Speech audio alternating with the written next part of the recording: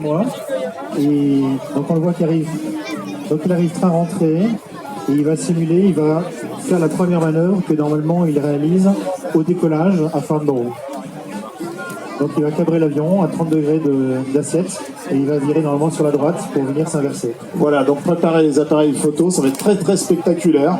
Alors à bord, le commandant Peter Chandler qui a fait le premier vol du Tiré 900, donc il y a 4 ans maintenant.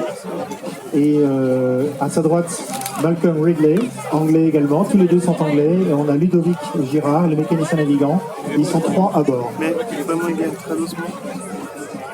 Alors comme le planeur, vous allez voir que l'avion ne fait pas beaucoup de bruit. Voilà, il approche par la droite, écoutez.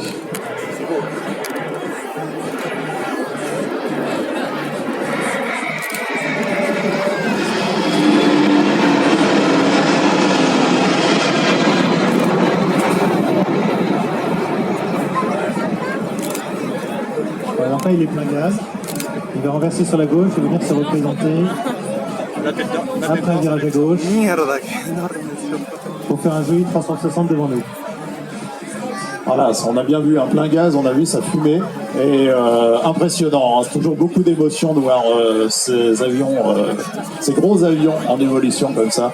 J'avoue que je suis très heureux de le voir d'en bas. Parce que l'an dernier, j'étais dans cet avion-là, au-dessus, et là de le voir d'en bas, c'est très, très émouvant. Et oui, moi aussi, j'ai un petit peu ému, effectivement, de voir cet avion aussi important. Et ici, son ciel de mur. Alors ces évolutions sont faites avec un avion en configuration normale, on ne change rien dans l'avion.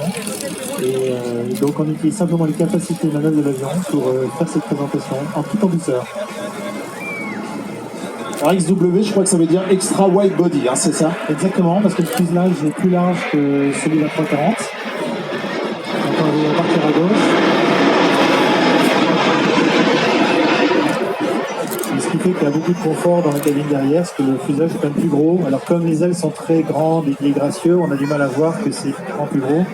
Mais c'est quasiment le double d'un 320 et c'est quand même un très très gros fuselage.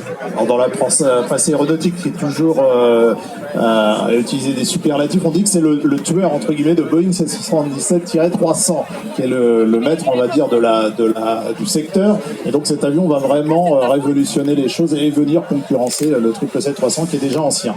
Alors c'est un sévère concurrent, c'est vrai. Il y a deux choses, c'est que l'avion lui-même a quand même les dernières technologies, mais il a également 2 moteurs de toute dernière génération.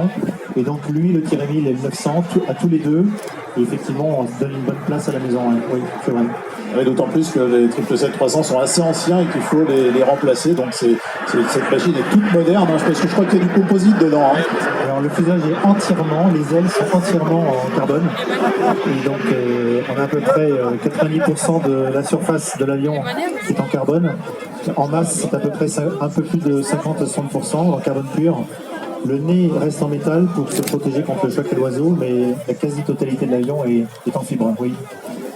Ouais, toujours le même principe chez Airbus, donc comme c'est une coopération internationale, donc on amène les différentes pièces aux usines d'assemblage. Oui. Alors pour décrire, le cockpit vient de Saint-Nazaire, le fuselage avant vient de Nantes-Saint-Nazaire, le centre, le fuselage avant c'est Hambourg, le centre de l'aile avec le fuselage et la connexion des 2 ailes vient de Saint-Nazaire, l'arrière-fuselage vient de Hambourg, les ailes horizontales viennent d'Espagne, du sud de l'Espagne, Cadiz. Et la dérive vient à côté d'Hambourg, Stade. Les ailes viennent de Broughton en Angleterre. Et les moteurs viennent de Rolls.